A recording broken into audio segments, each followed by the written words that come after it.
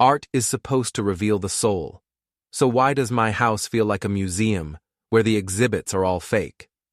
I'm Professor Luca Brennan, 45 years old, and I teach American literature at Thornfield University. My wife Elena owns the most prestigious contemporary art gallery in our small New England city of Millbrook. We live in a converted Victorian that screams sophistication: hardwood floors, exposed brick, floor-to-ceiling windows that let in too much light and not enough warmth. Before we dive deeper into this story, I have one small request. Please subscribe, drop a like, comment, and hit that hype button to boost this channel so more people can discover these incredible Reddit stories. Tonight I watch Elena prepare for another late night at the gallery. She's applying lipstick with surgical precision, the same shade of crimson that's been mysteriously appearing on wine glasses throughout our house. Wine glasses I don't remember using.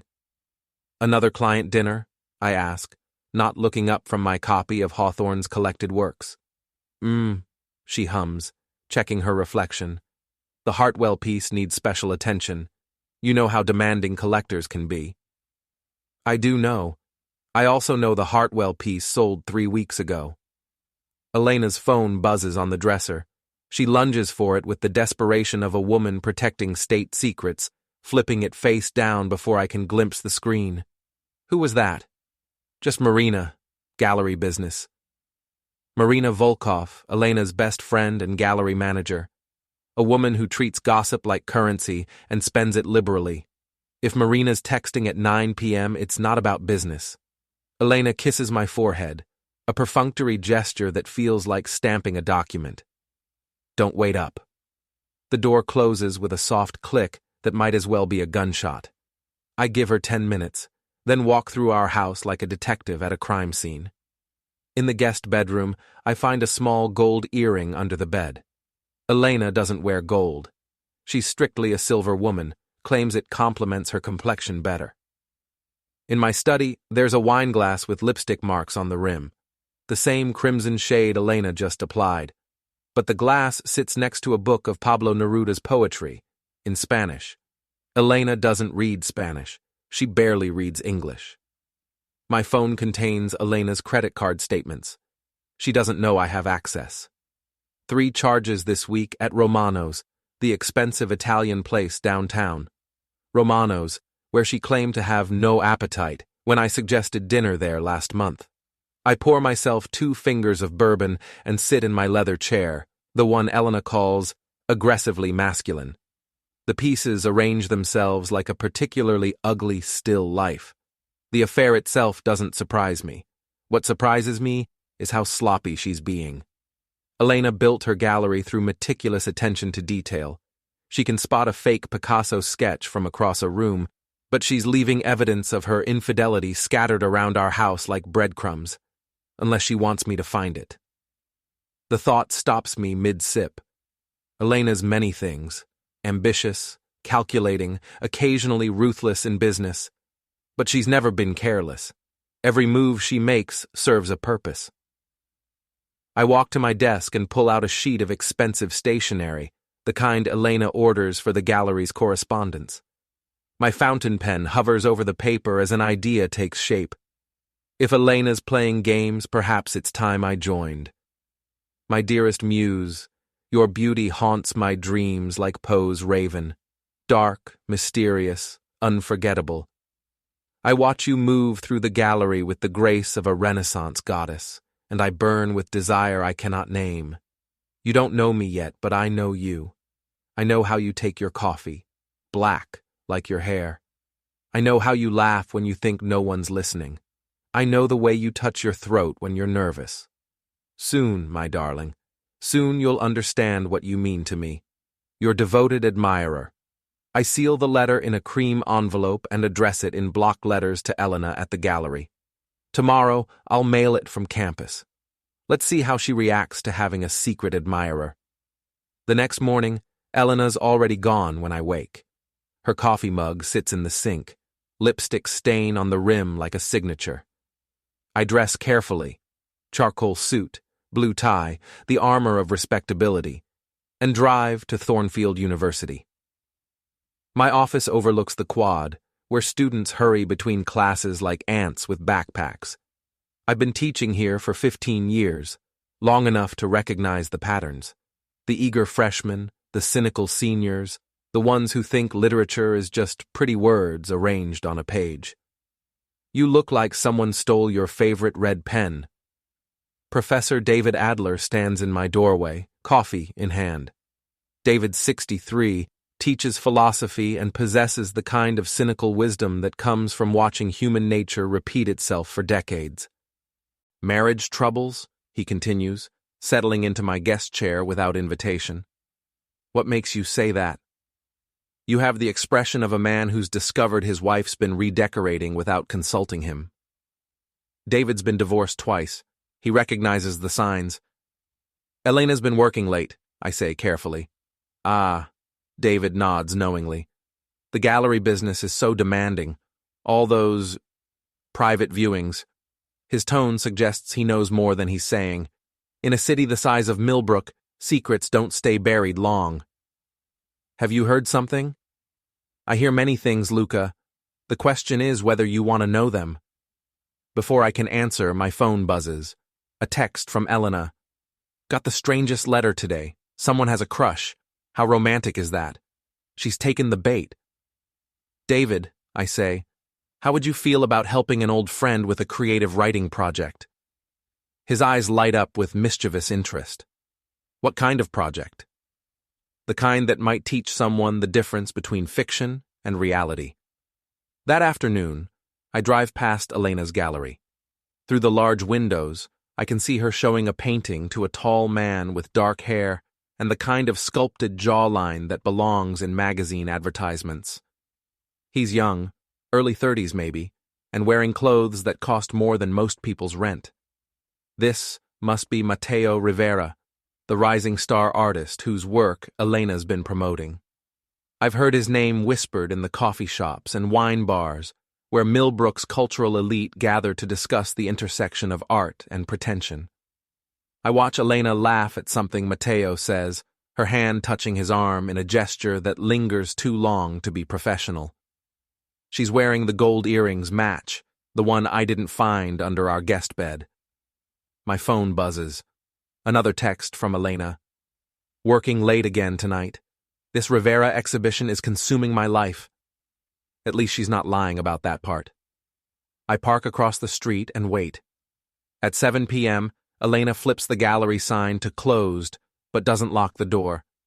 Matteo's car, a red BMW that screams, "I'm compensating for something," remains in the lot. Through the windows, I watch them move closer together, Elena's body language shifting from professional to intimate. When Matteo pulls her into his arms, I start my car and drive home. The house feels different now that I know for certain.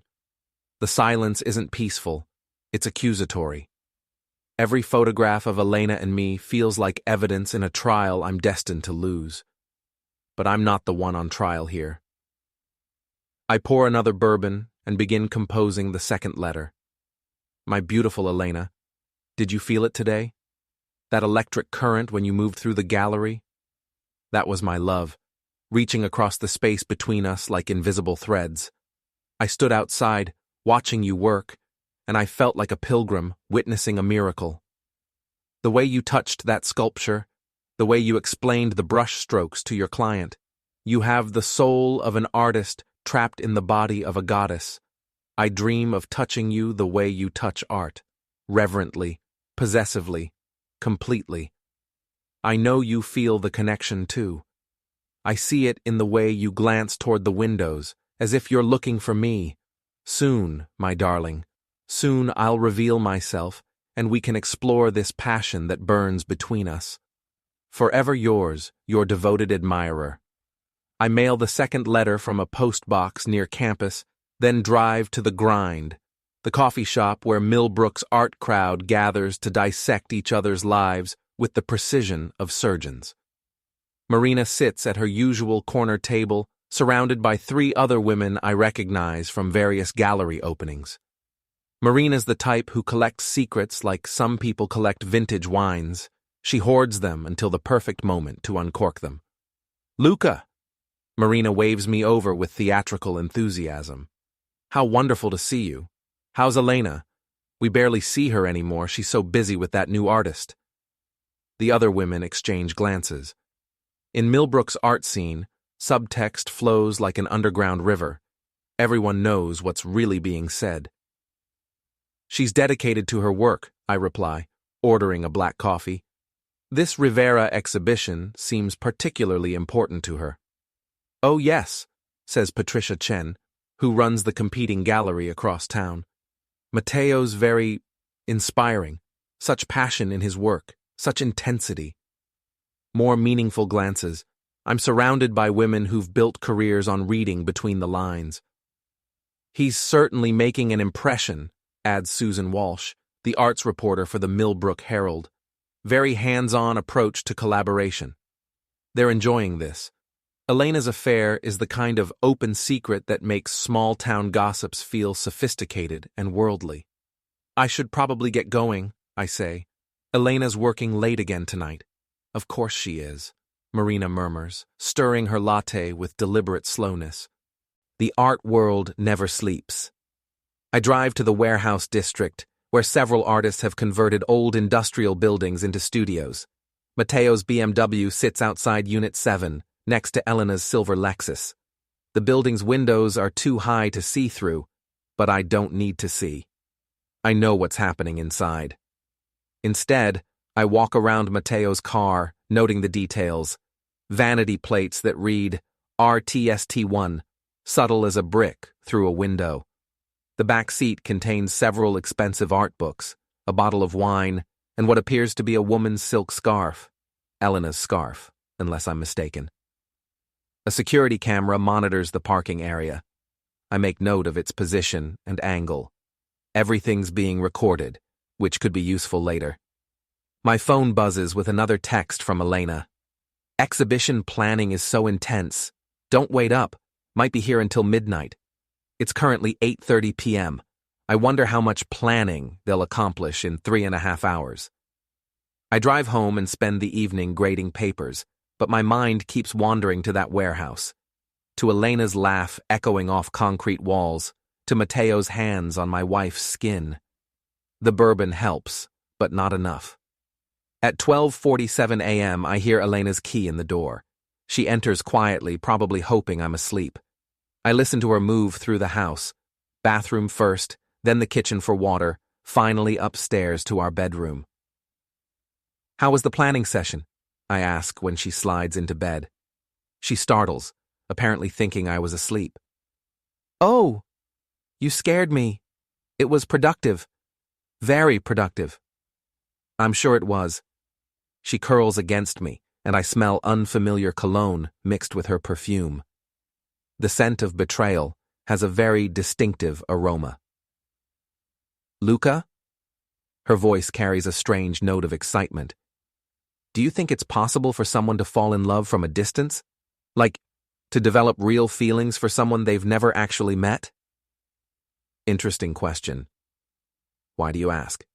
Just curious, hypothetically speaking. Hypothetically, I think people can convince themselves of anything if it serves their needs. She's quiet for a moment. That's very cynical. That's very realistic. The next morning, Elena's practically vibrating with energy. She hums while making coffee, checks her phone every 30 seconds, and applies makeup with the care of someone preparing for a performance. Big day at the gallery? I ask. Every day's big when you love what you do.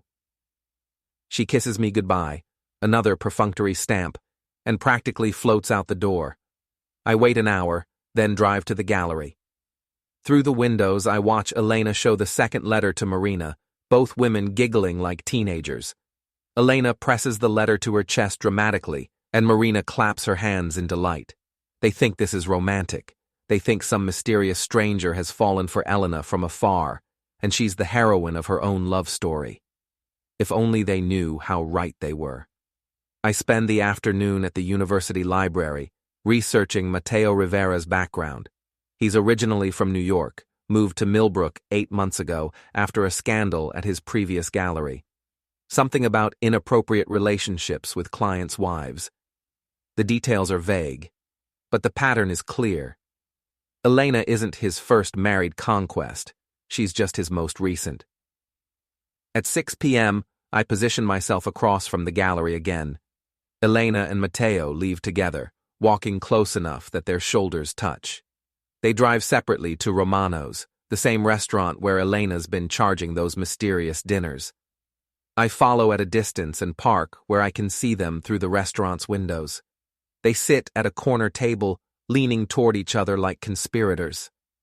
Elena shows him the letters, and Matteo's face lights up with what appears to be genuine surprise. He's not writing the letters. He doesn't know who is, but he's happy to let Elena believe they're from him. This is even better than I hoped. I drive home and begin composing the third letter, this one designed to raise the stakes. My darling Elena, last night I dreamed of you. We were alone in your gallery, surrounded by all that beautiful art. But you were the only masterpiece I could see. You wore that blue dress, the one that makes your eyes look like sapphires, and when you smiled, the whole world disappeared. I know you're wondering who I am. I know you're trying to solve the mystery, but some things are worth waiting for, aren't they? The anticipation makes everything sweeter. I see you with him, that artist who thinks he understands beauty, but he only sees the surface. I see your soul, Elena. I see the woman behind the gallery owner, the dreamer behind the businesswoman. Soon I'll gather the courage to reveal myself. When I do, I hope you'll understand that what we have transcends the ordinary. What we have is art, eternally yours, your devoted admirer. This letter will arrive tomorrow, just as Elena and Matteo's relationship intensifies. She'll assume it's from him, but the timing will be slightly off. Seeds of doubt, carefully planted. I seal the envelope and pour myself a drink. The game is accelerating, and Elena doesn't even realize she's playing. The third letter has the desired effect. I watch from my office window as Elena reads it in the gallery, her expression shifting from delight to confusion. She shows it to Marina, and both women study it like archaeologists examining ancient artifacts. Through my telephoto lens, a Christmas gift Elena bought me for bird watching, I can see them pointing at specific passages, their body language suggesting disagreement. My phone rings. David Adler. "How's your creative writing project progressing?" he asks. "Beautifully. The protagonist is beginning to question the narrative." "Excellent. Nothing like a good plot twist to keep readers engaged." That afternoon, I have a faculty meeting that runs long. By the time I reach the gallery district, Elena's car is gone, but Matteo's BMW sits outside a different building, the converted textile mill where Patricia Chen's competing gallery operates. Interesting. Why would Elena's star artist be visiting her rival? I park and wait.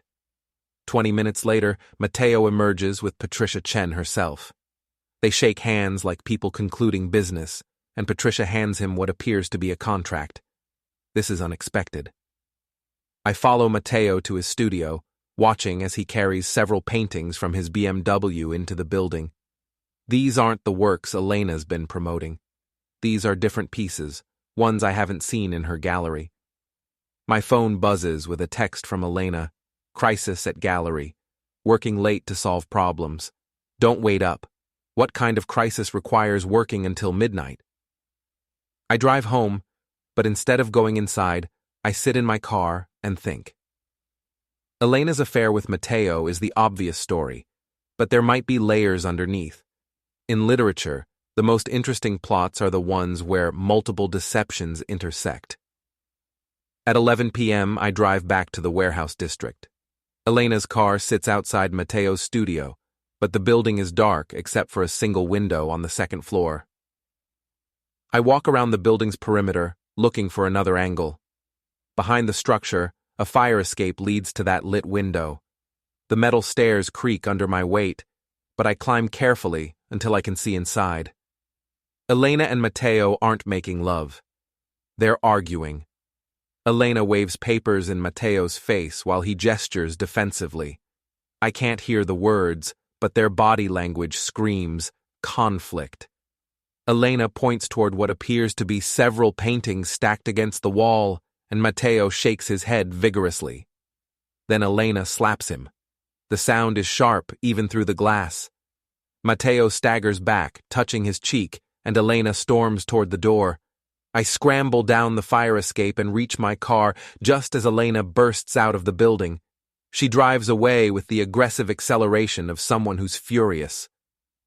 Matteo appears in the doorway, still touching his face. He looks around the parking lot nervously, then retreats inside. This isn't a love affair. This is a business dispute. The next morning, Elena's mood is volcanic. She slams cabinet doors, mutters under her breath, and treats her coffee mug like it personally offended her. "Everything all right?" I ask.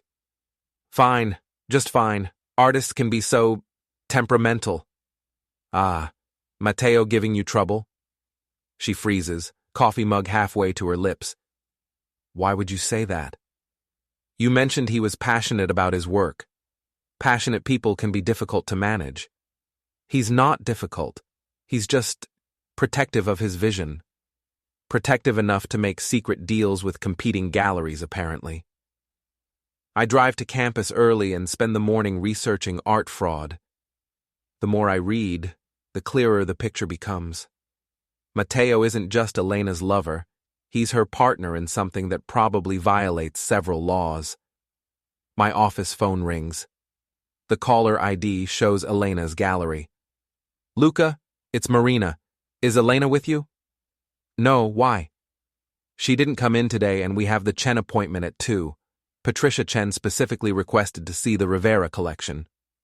Patricia Chen wants to see Matteo's work at Elena's gallery, but last night I saw her giving Matteo contracts at her own gallery. The same Patricia Chen who's been making subtle comments about Elena's relationship with Matteo. "I'm sure Elena will be there," I tell Marina. "She's very professional." "Of course, it's just, she's been distracted lately, ever since those letters started arriving." "Letters? From her secret admirer, hasn't she told you? It's so romantic. Some mysterious man has been writing her the most beautiful love letters." "How interesting. What do the letters say?" "Oh, I couldn't repeat them. They're very personal, very intimate." Marina's enjoying this immensely. She thinks she's part of a romantic story when she's actually witnessing the setup for something much more complex. After hanging up, I drive to Elena's gallery. Through the windows, I can see Marina pacing nervously while a well-dressed couple examines paintings. No sign of Elena. At 2 p.m., Patricia Chen arrives with 2 assistants. I watch Marina scramble to handle the appointment alone, clearly uncomfortable with the situation. "Where is Elena?" I drive to our house. Elena's car sits in the driveway, but she doesn't answer when I call her name. I find her in our bedroom, staring at her phone with an expression of complete bewilderment. "The Chen appointment," I begin. "Cancelled," she says without looking up. "Patricia Chen called this morning. Apparently she's no longer interested in Matteo's work." "That's unfortunate." She said someone showed her evidence that Matteo's been selling the same pieces to multiple galleries. She said someone's been documenting his business practices. Elena finally looks at me, and I see something new in her eyes. Fear. "Who would do something like that?" she asks. "Someone with a very thorough understanding of the art world," I reply. "Someone who pays attention to details." That evening, Elena receives another letter. I watch her read it, her face growing pale. "My dearest Elena, I've been watching you struggle, and my heart breaks for your pain. You trusted someone who didn't deserve that trust. You opened your heart to someone who was using you. But I see the real you, Elena. I see past the mistakes and the poor choices. I see the woman who deserves so much better than what she's been given. I know about the paintings. I know about the contracts. I know about the lies you've been told and the lies you've been telling yourself. Soon, my darling, I'll help you understand the truth about everything. About him. About me. About us. The truth will set you free, even if it hurts at first. Forever devoted, your guardian angel. Elena's hands shake as she sets the letter down. Another one from your admirer? I ask. She nods, unable to speak. What does this one say? He knows things. About my business. About... She trails off. About Matteo? She looks at me sharply. Why would you say that? Lucky guess. That night, Elena tosses and turns beside me, her sleep troubled by dreams I can only imagine. At 3 a.m., she gets up and goes downstairs. I follow quietly and find her sitting at the kitchen table, staring at all 4 letters spread out before her. She's trying to solve a puzzle, but she doesn't have all the pieces yet. Soon, though. Very soon. The Millbrook Arts Council's annual gala is the social event of the season. Everyone who matters in our small city's cultural scene will be there, dressed in their finest clothes and sharpest gossip. Elena spends 3 hours getting ready, trying on 4 different dresses before settling on a black number that costs more than most people's cars. She's nervous. I can tell by the way she applies and reapplies her lipstick, never quite satisfied with the result. Will you be all right tonight? I ask, adjusting my bow tie in the mirror. Of course. Why wouldn't I be? You've seemed stressed lately. The letters, the business problems with Matteo. She freezes, mascara wand halfway to her eyelashes. I never said there were business problems. Didn't you? I must have misunderstood. Elena studies my reflection in the mirror, and for a moment I think she might ask the question that's been building behind her eyes for days. Is it you? Are you the one writing the letters? But she doesn't. She's not ready for that truth yet. The gala takes place at the Millbrook Cultural Center, a renovated 1920s theater with crystal chandeliers and enough marble to build a small monument. Tonight, it's packed with the city's elite, doctors, lawyers, professors, and artists, all mingling with the careful choreography of people who know their social positions precisely. Elena works the room like a politician, but I notice the subtle changes. Conversations that used to flow easily now feel strained. People who once sought her opinion now offer polite smiles and quick exits. Word travels fast in small cities. Elena's reputation is developing cracks. Luca! Marina appears at my elbow, resplendent in purple silk. Isn't this wonderful? Elena looks absolutely radiant tonight. I follow Marina's gaze to where Elena stands near the bar, talking to a group of potential clients. She does look beautiful, but there's a brittle quality to her smile, like glass under pressure. She's been working very hard, I reply. Oh yes, the Rivera exhibition has been so demanding, though I have to say Matteo's been rather distant lately. Usually he's all over Elena at these events. Marina's right. Matteo stands on the opposite side of the room, surrounded by a different crowd entirely. When Elena looks in his direction, he deliberately turns away. Trouble in paradise? I suggest. Marina leans closer, lowering her voice. Between you and me, I think Elena's mystery admirer might be making Matteo jealous. Men can be so possessive about their muses. If only she knew how right she was. The evening's program includes speeches from various cultural leaders, a silent auction, and the presentation of several awards. Elena's gallery is nominated for Outstanding Contribution to the Arts, an honor she's been anticipating for months. When Patricia Chen wins instead, Elena's smile becomes even more brittle. I excuse myself from Marina and walk to the men's room, where I find Matteo washing his hands with unnecessary vigor. Congratulations on your success, I say, moving to the sink beside him. He glances at me in the mirror. Do I know you? Luca Brennan, Elena's husband. His hands still under the running water. Oh, right. Nice to meet you. I've heard wonderful things about your work. Elena speaks of you constantly. Yeah, well, Elena speaks of a lot of things. His tone is bitter, angry. This is a man who feels betrayed. Artists can be sensitive, I continue, especially when they feel their trust has been violated. Matteo turns off the water and faces me directly. What's that supposed to mean? Nothing specific, just an observation about the creative temperament. He studies my face, looking for hidden meanings. You know, your wife's been getting some weird letters lately. Really weird, like someone's been watching her. How disturbing. Any idea who might be sending them? No, but whoever it is knows things. Personal things. Business things. It's creepy as hell. I'm sure the police could help if Elena feels threatened. Yeah, maybe they should. Maybe someone should look into who's been stalking people in this town. Matteo dries his hands and leaves without another word, but his message is clear. He suspects someone, and that someone might be me. I return to the gala just as the evening's main event begins, a live auction featuring donated artwork from local artists. Elena stands near the stage, holding a paddle numbered 47. The auctioneer, a theatrical man with a voice trained to extract maximum dollars from minimum resistance, begins with smaller pieces. Elena bids on several items, driving prices higher than they should reasonably go.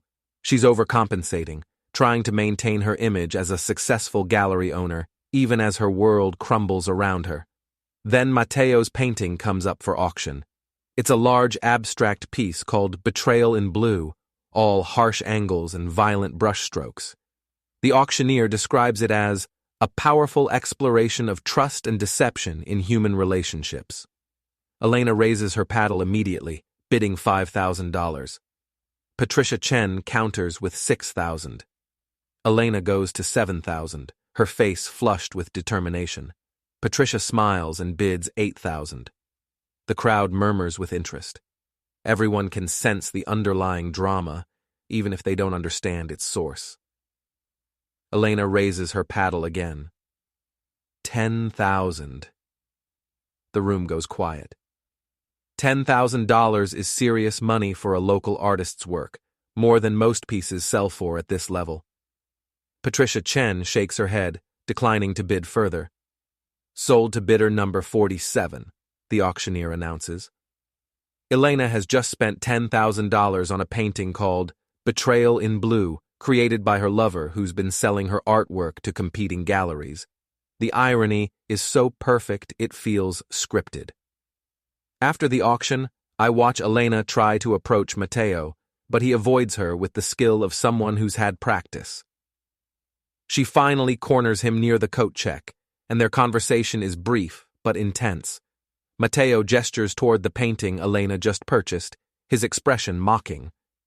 Elena's face goes through several emotions, hurt, anger, humiliation, before settling on cold fury. She walks away from him and doesn't look back. The evening winds down with the traditional champagne toast, but Elena skips it.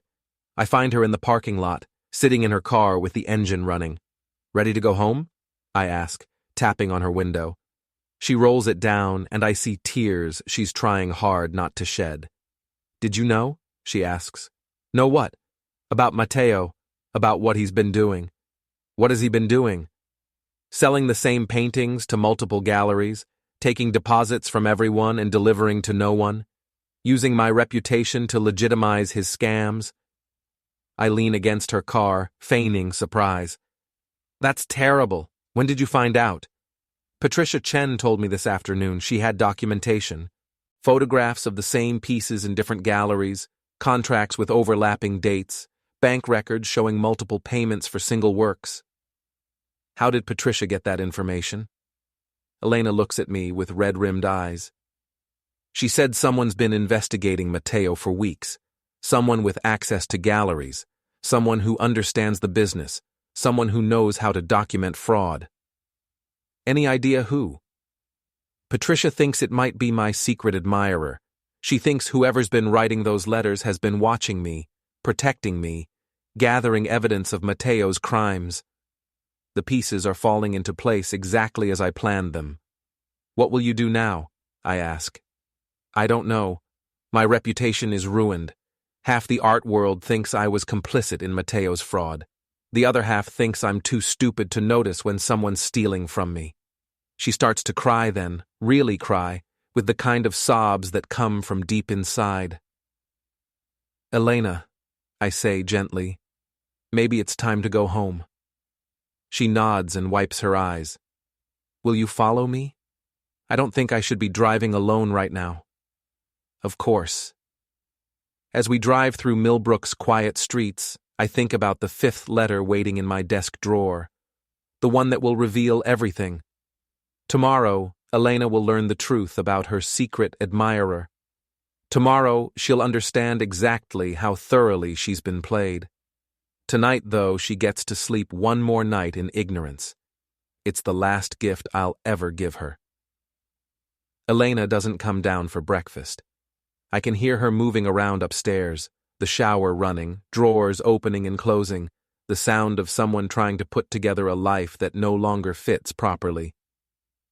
The fifth letter sits on the kitchen counter, delivered by my own hand while Elena slept. I placed it exactly where she'd find it when she came down for coffee. At 9 a.m., I hear her footsteps on the stairs. She moves slowly, like someone walking through a minefield. The envelope catches her attention immediately. Her name is written in the same block letters as the previous 4, but this envelope is different. Heavier paper, sealed with wax like something from another century. She opens it with trembling fingers. My dearest Elena, the time has come to reveal myself, though I suspect you've already begun to guess the truth. I am not Matteo Rivera. I am not some mysterious stranger who fell in love with you from afar. I am someone much closer to home, someone who has watched your betrayal unfold with the careful attention of a scholar studying a particularly fascinating text. I know about Romano's restaurant and the charges on your credit card. I know about the warehouse studio and the gold earrings under our guest bed. I know about the silk scarf in Matteo's car and the way you've been lying to me for months. But most importantly, I know about Matteo's art fraud because I'm the one who documented it. I'm the one who gave Patricia Chen the evidence that destroyed his career.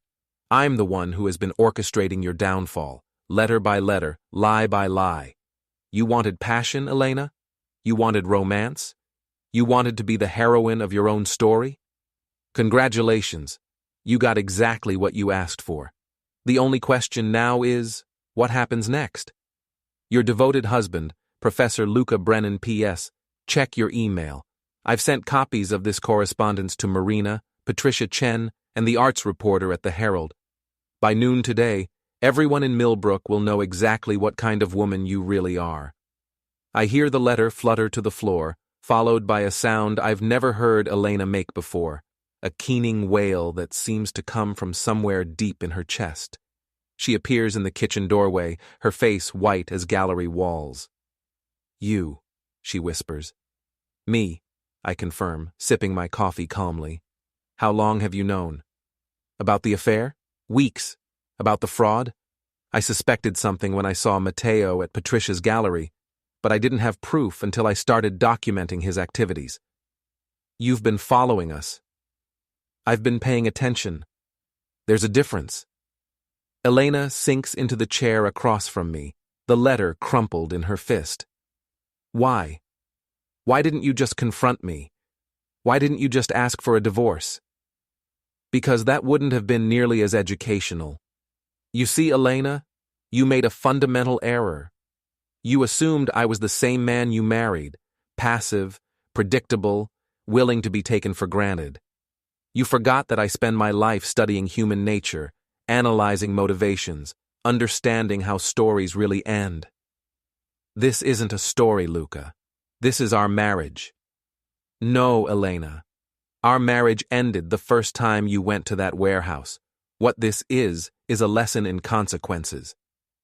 My phone buzzes with the first response to the emails I sent at dawn.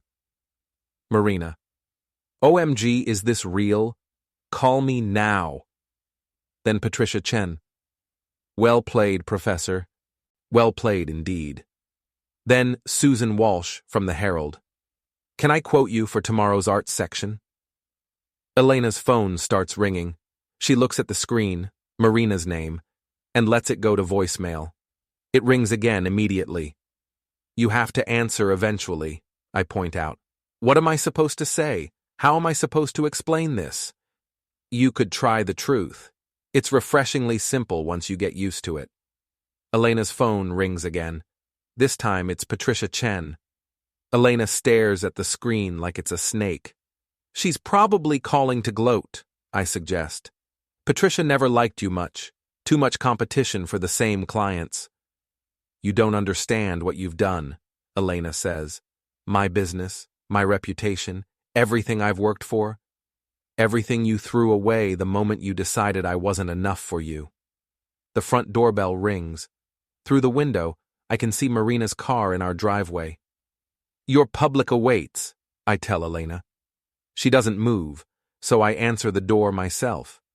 Marina pushes past me without ceremony, her face flushed with excitement and outrage in equal measure.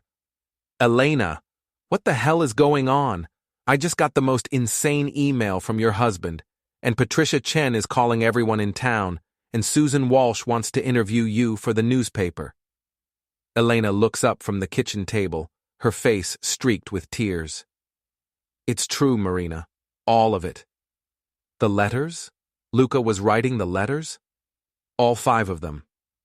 Marina turns to stare at me with something approaching awe. You did all this? I prefer to think of it as collaborative storytelling. Elena provided the plot, I simply enhanced the narrative structure. This is insane, Marina breathes. This is like something out of a movie. Actually, I say, it's more like something out of a classic revenge tragedy. Think Hamlet, but with better documentation. Elena's phone rings again. The caller ID shows Matteo's name. Aren't you going to answer? Marina asks. He's probably freaking out. Elena shakes her head. I can't. I can't talk to him. I can't talk to anyone. You're going to have to eventually, I point out. The story's already spreading. By tonight, everyone in Millbrook will know that the sophisticated gallery owner was seduced by a con artist while her husband documented the whole thing for posterity. Marina's phone buzzes. She reads the message, and her eyes widen. Oh my God. Susan Walsh just posted a preview of tomorrow's article on the Herald's website. The headline is, Local Professor Exposes Art Fraud Through Elaborate Deception. Elena makes that keening sound again. It gets better, Marina continues, scrolling through her phone. She's calling it the most sophisticated revenge plot in Millbrook's history. She's comparing you to Iago from Othello. Iago was the villain, Elena whispers. Exactly, I reply, though I prefer to think of myself as more of an unreliable narrator. You never quite knew whose story you were really in, did you? The doorbell rings again. This time it's Susan Walsh herself, notebook in hand and hunger in her eyes. Professor Brennan, Ms. Volkov, I was hoping we could discuss yesterday's revelations for tomorrow's expanded coverage. Elena flees upstairs, leaving Marina and me to face the reporter. This is quite a story, Susan says, settling into Elena's abandoned chair. A literature professor uses his knowledge of narrative structure to expose his wife's affair and her lover's criminal activity. It's like life imitating art. Art imitating life imitating art, I correct. Elena wanted to be the heroine of a romance novel. I simply gave her a different genre. And now she gets to live with the consequences of her choices, as do we all. Susan scribbles notes furiously. What about Matteo Rivera? Any comment on his current situation? I understand he's left town. Something about pursuing opportunities elsewhere. After you destroyed his career and exposed his fraud. After I documented his illegal activities and shared that information with appropriate parties. There's a difference. Susan grins. You're going to make a fascinating interview subject. From upstairs comes the sound of Elena packing, drawers slamming, closet doors banging, the general chaos of someone trying to escape their own life. Where will she go? Marina asks. That's not really my concern anymore, I reply. Elena's a resourceful woman. I'm sure she'll figure something out. By evening, Elena is gone. She left while I was at the university, taking only her clothes and personal items. No note, no explanation, no final confrontation. Just an empty house and the lingering scent of her perfume. I pour myself a bourbon and sit in my leather chair, the one Elena called aggressively masculine. Tomorrow's newspaper lies on the coffee table, Susan Walsh's article spread across the front page of the art section. The headline reads, "Professor's Perfect Revenge, How One Man Turned His Wife's Affair into an Art Form." The subheading adds, "Local academic uses literary skills to expose fraud, destroy reputations, and rewrite his own story." It's quite flattering, really. Susan has a gift for dramatic prose. My phone rings. David Adler. "Luca, my friend, I just read the most extraordinary article about your creative writing project. Did you enjoy it?" "Immensely. Though I have to ask, was it worth it?" I look around my empty house, at the spaces where Elena's things used to be, at the silence that no longer feels accusatory. "David," I say, "it was a masterpiece." 3 months later, I'm grading final exams when Marina appears in my office doorway. She looks different, more confident, less desperate for approval. Success suits her. "Professor Brennan," she says formally. "Do you have a moment?" "Of course. How's the gallery business?" Marina's taken over Elena's space, rebranding it as Volkov Contemporary. The transition was surprisingly smooth, aided by the fact that most of Elena's former clients were eager to distance themselves from the scandal.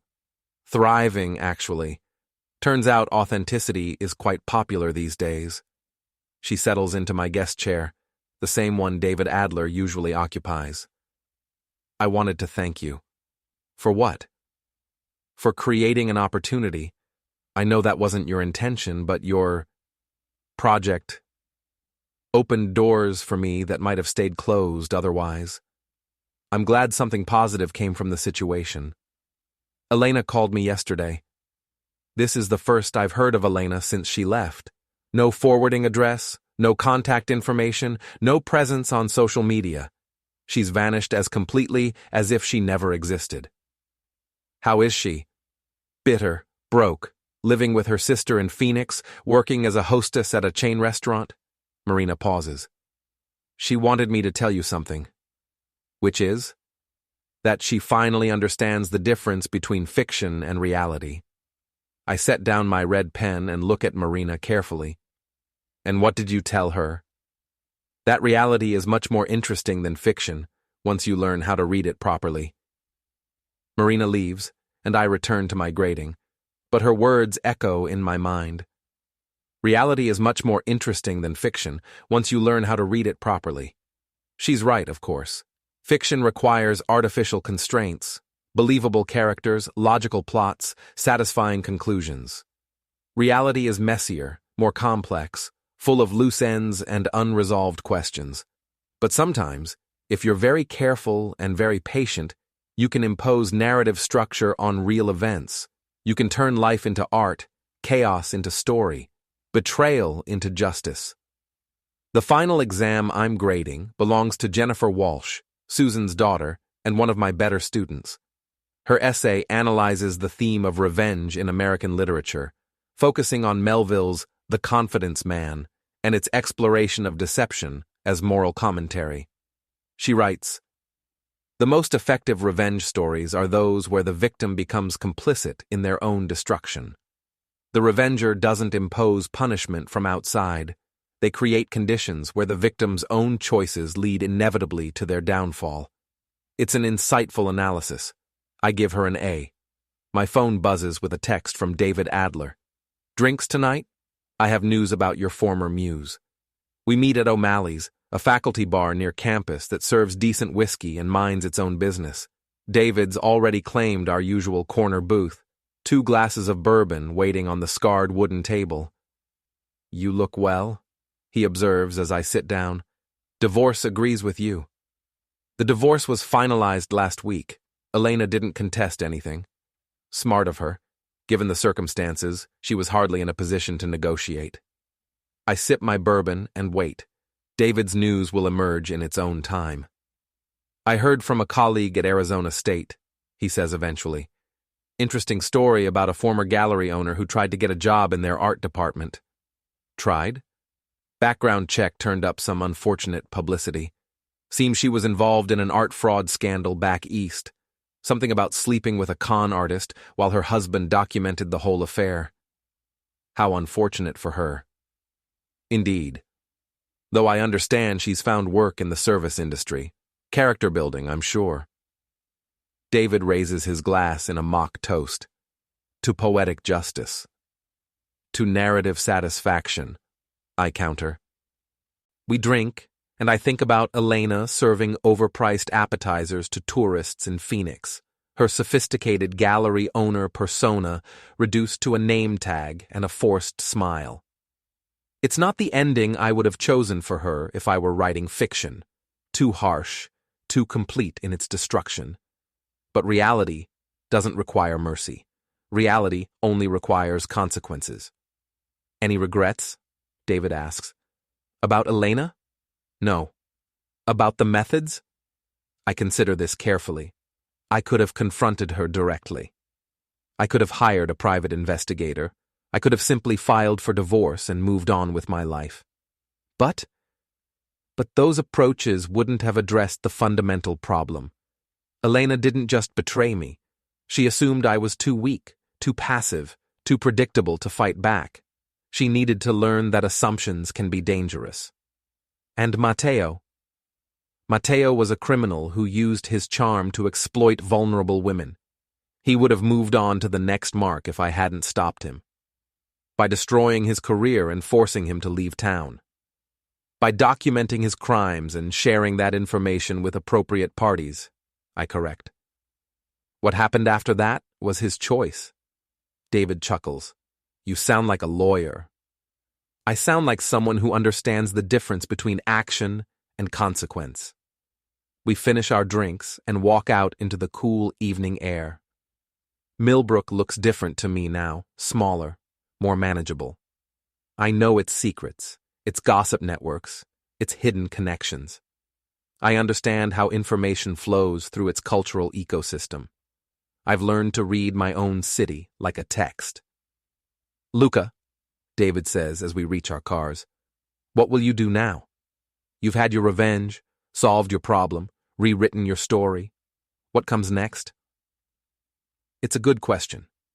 For months, my life has been focused on a single goal, making Elena understand the cost of betrayal. Now that goal is accomplished, and I find myself in unfamiliar territory. I think, I say slowly, I'll try being happy. David nods approvingly. Happiness is underrated. Much more difficult to achieve than revenge, but considerably more sustainable.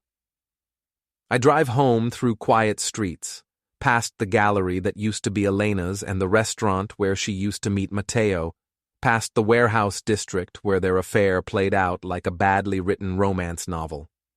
My house feels different now. Not empty, but spacious. Not lonely, but peaceful. I've removed most traces of Elena's presence, replacing her carefully curated art collection with books, her designer furniture with comfortable pieces that actually suit my taste. It's my space now, arranged according to my preferences, decorated with my choices. I pour myself a final bourbon and sit in my leather chair, looking out at the city lights. Tomorrow, I'll return to teaching, to grading papers and discussing literature with students who think they understand how stories work. But tonight, I'll simply enjoy the satisfaction of a narrative well executed, a plot brought to its proper conclusion, a story that ended exactly as it should have. Elena wanted to be the heroine of her own romance. Instead, she became the cautionary tale in someone else's revenge tragedy. Matteo wanted to be the charming rogue who seduced his way to success. Instead, he became the fool who underestimated his mark. And I wanted to prove that passive, predictable Professor Brennan was capable of more than anyone imagined. Mission accomplished. The bourbon is smooth, the chair is comfortable, And the silence is no longer accusatory. It's expectant, full of possibilities I haven't considered yet. For the first time in months, I'm not planning anyone's destruction or documenting anyone's betrayal or orchestrating anyone's downfall. For the first time in months, I'm simply living my own life, writing my own story, creating my own ending. And it feels like the most beautiful masterpiece I've ever created.